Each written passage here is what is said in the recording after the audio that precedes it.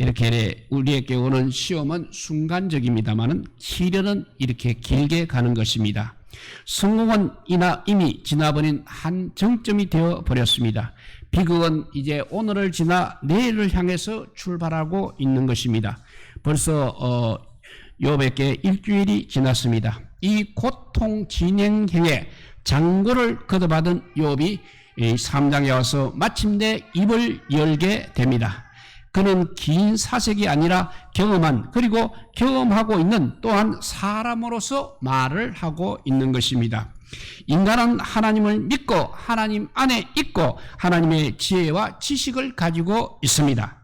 그러나 그것이 하나님 자신과 얼마나 간격이 있을 수 있는가를 결과적으로 말하는 것으로 긴 침묵을 깨고 있습니다.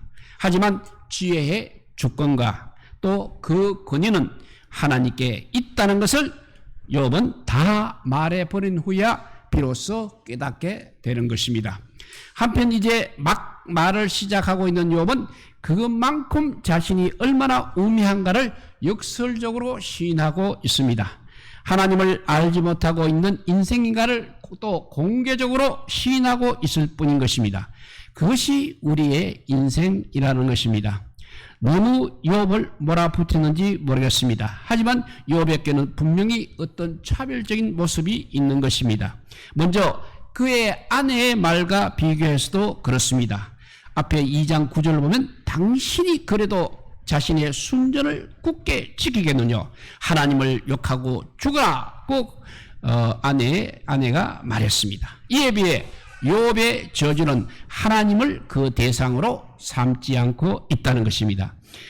자신의 처참함에 대한 자신을 향한 자신으로부터 말인 것입니다. 또한 새 친구의 말과 비교해 볼 때 이 부분은 추측이 아니라 하나님에 대한 평가가 되겠습니다. 그렇습니다. 이는 저희가 나를 가리켜 말한 것이 내 종 욥의 말같이 정당하지 못함이라 라고 하나님이 말씀하셨습니다. 그러므로 이러한 전제의 틀 안에서 우리가 오늘 3장에서 욥의 고백들을 한번 따라가 보고자 합니다. 먼저 1절에서 10절까지는 욥은 계속해서 자기의 생일을 슬퍼하는 노래를 하고 있습니다. 7일가의 침묵은 단조풍의 멜로디에 의해서 이렇게 깨어지고 있습니다. 욥의 마음이 지금 흔들리고 있는 징후는 자기가 잉태된 날에 대한 탄식에서 우리가 감지할 수 있는 것입니다. 생명의 주인이시여 근원이신 하나님, 그래서 잉태는 바로 우리 하나님께서 오는 축복임을 욥의 선지는 욥은 이미 고백을 했었습니다. 그렇다면 하나님의 축복이라는 씨앗이 자기의 잉태에 대해서는 이렇게 슬픈 노래로 노래되어진 것이 예스럽지만 않다는 것입니다.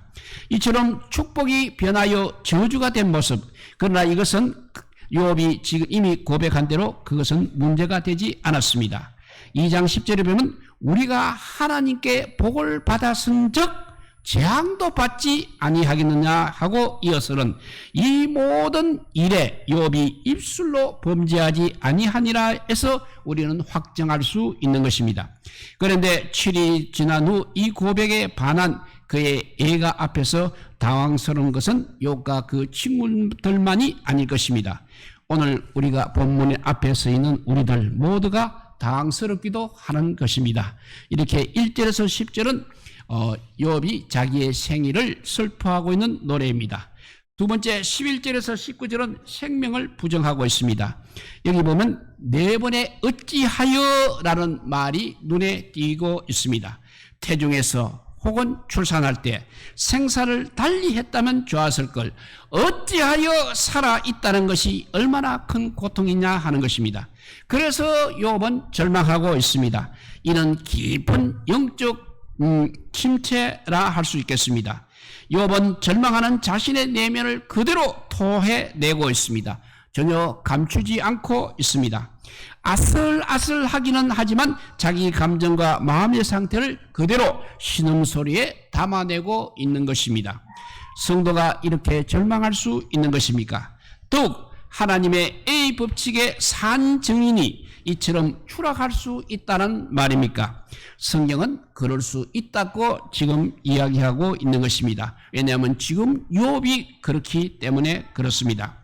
어떤 사람은 믿음과 성령이 충만하고 기도를 많이 하게 되면 절대 절망하지 않는다고 말하고 있습니다. 그래서 절망하는 사람을 오히려 비웃고 정죄하기도 하는 것입니다. 기도하지 않기 때문에, 성령 충만하지 않기 때문에 이렇게 절망한다고 말하는 것입니다. 절망할 시간이 있으면 기도하라고 오히려 충고를 하고 있는 것입니다. 이런 말들도 역시 전혀 틀렸다고 할 수는 없는 것입니다. 옳은 이야기라는 것입니다. 그러나 너무 그렇게 흑백으로 몰아버렸기 때문에 절망스러운 이야기들을 꺼내면 믿음이 없는 사람으로 모두 마녀 사냥될까봐 절망과 고통 뒤로 오히려 꽁꽁 숨어버리는 사람들이 얼마나 많이 있습니까? 직분자이기 때문에, 또 오래 믿었기 때문에, 또 중직자의 자녀이기 때문에, 그놈의 체념 때문에 속병이 걸려 이러지도 못하고 저러지도 못하고 꿍꿍 앓다가 어느 날 고목나무처럼 쓰러지듯 손설 겨릇 없이 일거에 몰락하는 사람이 얼마나 많이 있습니까? 이렇게 11절에서는 19절은 생명을 부정하고 있습니다. 이제 20절에서 26절은 존재를 부정하고 있습니다. 생일과 출생에 대한 슬픈 노래는 고난당한 자가 지금 차라리 죽기를 바라는 이제 최악의 자리까지 떠밀러 왔습니다. 얼마나 힘들고 고통스러웠으면 욥은 그것에 오히려 더 편할지도 모른다고 말하고 있는 것입니다. 그래서 이런 생각이 듭니다. 무엇이냐면 우리 영혼과 육신은 절대 분리되어 있지 않다는 생각입니다. 때로는 육이 병들게 되면 영혼이 아픕니다. 또 영적으로 문제가 생기면 몸이 아픈 경험을 우리는 종종 하게 되는 것입니다. 영육이 그렇게 건강했던 욥, 그러나 육신이 병들고 자기의 모든 소유가 자기 곁을 떠나갔을 때 욥은 불치의 병에 걸린 몸뿐만 아니라 영적으로 이렇게 심각한 딜레마에 봉착하고 있는 것입니다. 이처럼 우리 육신은 언제까지나 영혼이 맡아야 할 소중한 짐이라는 것입니다. 성령은 우리의 몸에 대해 깊은 관심을 가지고 있는 이유가 바로 여기에 있는 것입니다. 한편 욥은 평안 가운데 있을 때 고난이 올지도 모른다는, 말하자면 이에 대한 어떤 예감이 들었던 모양입니다. 욥은 이것을 두려워하고 무서워하던 일이었다고 그렇게 회상을 하고 있습니다. 사람에게는 모든 일이 잘 될 때에도 역시 일말의 불안을 가지고 있는 법입니다. 사람들에게는 모든 것이 잘 될 때에도 일말의 불안이 있다는 것입니다. 그런데 욥에게는 그것이 바로 현실이 되어 버렸습니다. 그때와 지금이 교차되면서 그만큼 욥의 심령은 복잡하기만 한 것입니다. 이는 비단 욥의 미묘함이 아닐 것입니다. 인생에게 질문은 있습니다. 그러나 대답은 없다는 것입니다. 욥에게도 역시 무수한 질문이 있습니다. 그러나 그것이 의문으로 분광되고 있는 것입니다. 욥은 이것들을 매우 솔직하게 토로하고 있습니다. 자기 가슴에 숨기지 않고 있는 것입니다. 하나님의 A 법칙을 따라 살아갔습니다. 그렇지만 동시에 얼마나 자기 인생이 연약한 인생인가를 진솔하게 밝히고 있는 것입니다. 하나님, 나는 이런 사람이다 라고 있는 그들의 모습으로 서 있는 것입니다.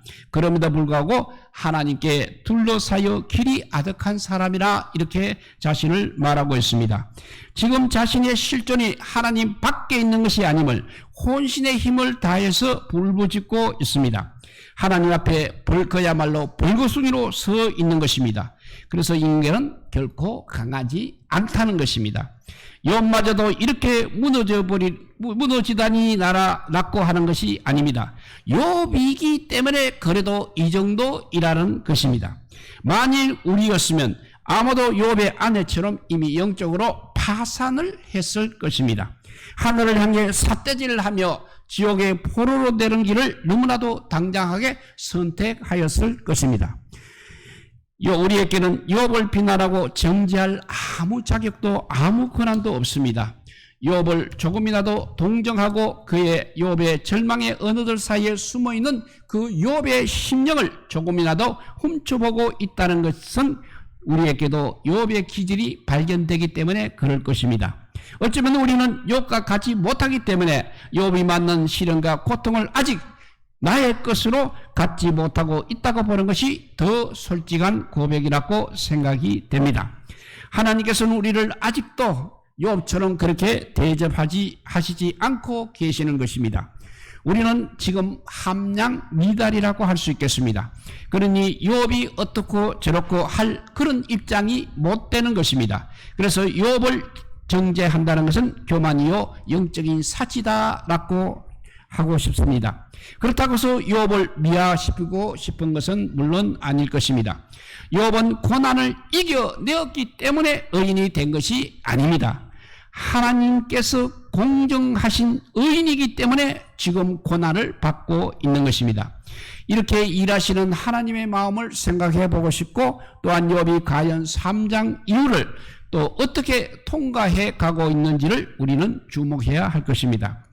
아직 결론은 이럽니다. 그것은 어차피 우리 몫이 아닙니다. 우리는 지금 시련이라는 인생의 행로를 따라 또 욥을 따라 우리는 지금 시련이라는 인생의 행로를 욥을 따라서 하나님을 따라서 말씀을 따라서 지금 묵묵히 이동하고 있을 뿐인 것입니다. 오늘 욥의 입을 통해서 주신 말씀을 보면 나의 두려워하는 것이 바로 그것이 나에게 지금 임했고 나의 무서워하는 것이 그것이 바로 내 몸에 미쳤구나라고 그렇게 욥은 고백하고 있는 것입니다. 욥은 정말 부자였습니다. 그리고 정말 성공한 사람이었습니다. 10남매를 거느리고 누가 봐도 부러워할 만한 위치에 있는 동양 최대의 갑부요 인격자요 지도자였습니다. 그러나 욥이 그와 같이 형통한 삶을 살 때에도 항상 그의 마음속에는 두려워하는 무엇이 있었다는 것입니다. 그런데 어느 날 그가 그렇게 무서워하고 두려워하던 그것이 갑자기 이렇게 현실로 나타난 것입니다. 사람은 누구나 다 두려워하는 것이 있습니다. 무서워하는 것이 있다는 것입니다. 세상을 살고 있기 때문에 그렇습니다. 욥이 두려워하는 것, 무서워하는 것이 무엇이겠습니까? 첫째는 물질적 복을 상실함으로 오는 것이라 할 수 있겠고, 두 번째는 육체적 질병을 당하는 것, 세 번째는 사랑하는 가족에게 환난이 오는 것, 네 번째는 하나님과의 관계가 단절되는 것과 같은 답답함 등을 의미하고 있습니다. 욥은 그 자신이 행해 범죄할까 근심하여 자녀들에게 성결케 하는 의식을 일정한 시기마다 행하였다고 1장 5절에 말하고 있습니다. 이에 근거해 볼 때 욥은 자기에게 언제 닥칠지도 모를 하나님의 재앙을 예방하기 위해서 항상 경성하는 그런 삶을 살았다고 볼 수 있는 것입니다. 그 이유는 욥이 하나님으로부터 받고 누리고 있는 소유물의 번성이라든지 건강, 그리고 하나님과의 교제 등을 상실하는 것을 욥은 굉장한 두려움으로 삼고 살았다는 것입니다. 그런데 그 두려워했던 것, 무서워했던 것이 이제 바로 그에게 임하고 있었다는 것입니다. 하나님을 의뢰하여 믿음으로 사는 욥에게 임한 두려운 일이 이렇게 임한 까닭은 무엇이겠습니까? 욥이 고민하고 있는 것은 지금 당연한 재앙이 구체적인 욥의 범죄가 없는 가운데 임했다는 사실입니다. 고난의 원인을 알지 못하는 어떤 회의 갈등에 빠져 있다는 것입니다. 그토록 성실함과 거룩한 생활을 하려고 노력을 했음에도 불구하고 이러한 재앙이 욥에게 임했다는 것입니다. 욥의 친구들도 욥이 이렇게 갑작스럽게 당하는 상황을 듣고 찾아와서 7일 동안 옷을 찢고 땅에 앉아 고민하였지만 그 원인은 알지 못했던 것입니다. 그래서 그들은 첫째 죄를 범했기 때문에 욥이 죄를 범했기 때문에 고난이 온다고 생각을 했습니다. 우리들은 욥이 당한 고통은 무엇 때문에 왔다고 생각을 하고 있습니까? 단지 추상적인 생각으로 엘리바스라는 친구가 욥에게 욥기 4장 7절에 이렇게 권면합니다. 생각하여 보라. 죄 없이 망한 자가 누구인가? 정직한 자의 끊어짐이 어디 있는가? 라고 했습니다.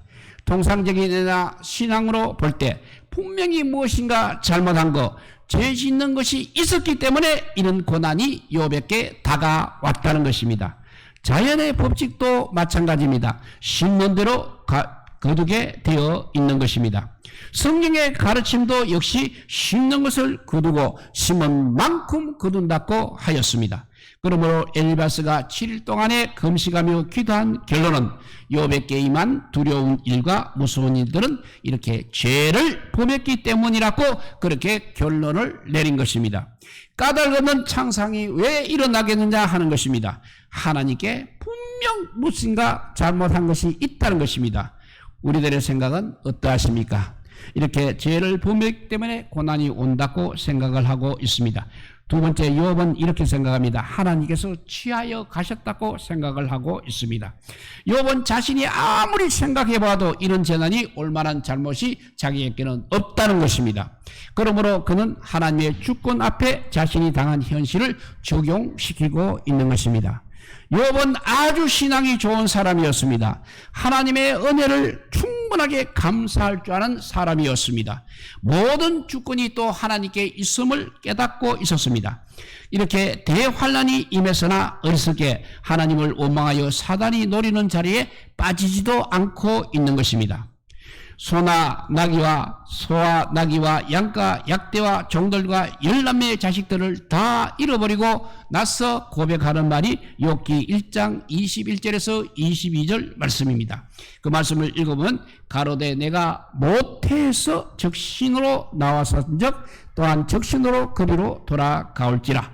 주신 자도 여호와시요 취하신 자도 여호와시오니 여호와의 이름이 찬송을 받으실지니이다 하고 이 모든 일에 욥이 범죄하지 아니하고 하나님을 향하여 어리석게 원망하지 아니하니라고 기록되어 있습니다. 그 후에 이제 욥이 악한 병에 들어서 사람같지 않게 되었습니다. 이 광경을 보고 있는 아내가 가정과 남편에게 임한 이 재앙을 보고 욥기 2장 10절에 이렇게 말합니다. 이래도 하나님을 믿겠느냐? 하나님을 욕하고 죽으라고 했습니다. 아내에 대한 욥의 대답은 또 이랬습니다. 그대의 말은 어리석은 여자 중에 하나의 말 같도다. 우리가 하나님의 복을 받았은즉 또 재앙도 받지 아니하겠느냐? 라고 욥은 대답을 합니다. 이는 욥의 아내와 욥의 생각에 소와 나귀와 양과 약대와 종들과 10남매의 자식들을 잃은 것은 하나님께서 취하여 가져가셨다는 그런 결론입니다. 우리들은 욥과 아내의 결론 중에 어느 것에 동의를 하십니까? 세 번째입니다. 욥에게 임한 두렵고 무서운 것들을 우리가 어떻게 받아들여야 하는 것입니다. 사람들은 반드시 심은 대로 거둔다고 했습니다. 죄를 범했기 때문에 이런 일이 일어났다는 말이 억지만은 아니라는 것입니다. 욥의 주장처럼 나는 잘못이 없었지만 하나님께서 주신 것을 가져가셨다는 결론도 역시 맞는 말입니다. 그러나 우리가 여기서 심도 있게 보고 알아야 할 점은 이런 보편적인 것으로부터 오지 않았다는 것입니다. 첫째, 하나님께서 지금까지의 모든 것을 주셨다는 것을 먼저 시인을 해야 합니다. 세상의 모든 것은 다 하나님으로부터 왔습니다. 하나님께서 복을 주시면 막을 자가 없는 것입니다. 욥이 누린 은혜는 사단도 그렇게 말을 하고 있습니다. 욥이 어찌 까닭없이 하나님을 경외하리까? 하나님마다 복을 주시지 않으시면 어떻게 욥이 하나님을 경외하리까? 라고 분명히 사단이 말했습니다. 사단도 인정하고 모든 사람도 인정하는 것은 하나님께서는 복을 주시는 분이시라는 사실입니다. 그런데 두 번째, 주신 이는 여호와시요 취한 자는 사단이라고 그렇게 취한 자는 사단이라고 알아야 합니다. 사단이 욥의 모든 것을 취하여 가는 것이 분명 하나님의 허락 없이 할 수는 없었던 것입니다. 그러나 가져간 자는 분명히 사단이었습니다. 욥의 가정을 파괴시키고 믿음에서 떠나게 하고 지옥으로 끌고 가기 위하여 사단이 한 일인 것입니다. 욥이 일생 가장 두려워했던 그것, 불안해했던 그것을 가지고 사단은 욥을 넘어지게 하려고 이렇게 괴롭게 했던 것입니다. 이제 오늘 말씀을 정리해 봅니다. 우리는 무엇 때문에 지금 두려워하고 있는 것입니까? 욥처럼 재물을 잃어버릴까 두려워합니까? 자녀가 잘못된 것이 있어 두려워합니까? 가정에 불화가 왜 닥치고 있는 것입니까? 세상 사람 때문입니까? 이런 두려움들을 인간이 아무리 당하지 아니하려고 해도 막을 수 없는 것들인 것입니다. 그보다도 여호와 하나님을 두려워하며 그분께 의지하는 믿음이 필요한 것입니다. 이런 예화가 있습니다. 알렉산더 대왕이 세계를 점령해 갈 때 모든 사람들이 그를 두려워했습니다. 알렉산더 군이 어느 방향으로 향하느냐에 따라서 많은 나라들은 긴장을 늦추지 않았습니다. 알렉산더 대왕이 서구화인들을 만나게 되었습니다. 그리고 그들에게 이렇게 물어보았습니다. 여러분들이 가장 두려워하는 것이 무엇입니까? 하고 물어봤습니다. 알렉산더 대왕은 그 사람들이 대왕님이 가장 두렵습니다 라고 그렇게 말할 것이라고 생각을 하였습니다. 그런데 그 서구대왕인들은 알렉산더 대왕을 비웃듯이 사실 우리는 하늘이 우리에게 떨어지지 않을까 하는 것, 하나님이 우리의 적이 되시지나 않을까 하는 것 외에는 어떠한 것도 두려워할 필요가 없다고 그렇게 당당히 대답을 했습니다. 우리는 다가오는 재난과 시험들을 두려워 떨지 말고 하나님을 의지하는 담대한 믿음을 가져야 한다는 것입니다. 그리고 욥처럼 고난 속에서도 승리할 수 있지만 그보다도 예수님께서 가르쳐 주신 기도대로 시험에 들지 않도록 항상 깨어 기도하고 무장하여 마귀에게 틈을 주지 말고 싸워 승리하는 우리 모두가 되시기를 우리 주님의 이름으로 축복드립니다. 기도하겠습니다. 사랑의 하나님 감사합니다. 우리는 한치 앞을 알 수가 없습니다. 우리 주님께서 하나님께서 우리에게 많은 것들을 주셨지만 사단이 어떤 계략을 부려서 언제 다 가져갈지 모릅니다. 우리의 몸도 아버지 망가지게 되고 우리의 모든 가진 재산도 사라질 때가 있을 것입니다. 그러한 두려움 속에서 우리가 가져야 할 것은 하나님을 의지하는 담대한 믿음을 가져야 함에도 불구하고 자꾸 세상 것을 의지하게 하고 사탄을 의지하려고 하고 있는 약점이 우리에게는 있습니다. 이제 오늘 욥의 그 담대한 생각처럼 주신 자도 여호와시요 취하신 자도 여호와시라는 그 담대한 신앙을 가지고 우리가 사탄의 계략에 빠지지 않고 담대한 믿음을 가지고 승리하는 우리 모두가 되게 하여 주시기를 간절히 빌고 올라올 때 우리 구주 예수 그리스도 이름으로 기도드리옵나이다. 아멘. 네, 우리 찬송